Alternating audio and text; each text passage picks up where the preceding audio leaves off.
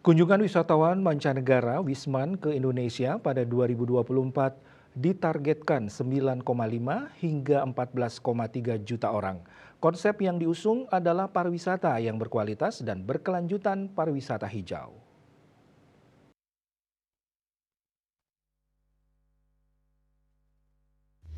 Menparekraf Sandiaga Salahuddin Uno usai menghadiri rapat koordinasi nasional Rakornas Pariwisata dan Ekonomi Kreatif Parekraf 2023 di Bandung dikutip dari kantor berita Antara.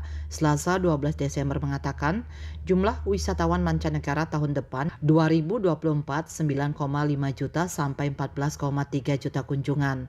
Sandi menjelaskan pada tahun ini jumlah kunjungan Wisman telah mencapai 9,49 juta kunjungan, yang artinya telah melampaui dari target 2023 sebanyak 8,5 juta kunjungan. Dia mengatakan telah menjajaki kerjasama dengan berbagai maskapai penerbangan untuk menambah rute penerbangan internasional ke Bandara Internasional Jawa Barat, BIJB, Kertajati untuk mendongkrak kunjungan Wisman khususnya ke wilayah Jawa Barat. Selain menargetkan kunjungan wisatawan mancanegara, Kemenparekraf juga menargetkan perjalanan pada wisatawan Nusantara pada tahun depan. Pergerakan wisatawan Nusantara dipompa targetnya tahun depan 1,25 miliar perjalanan dan 1,5 miliar pergerakan wisatawan Nusantara.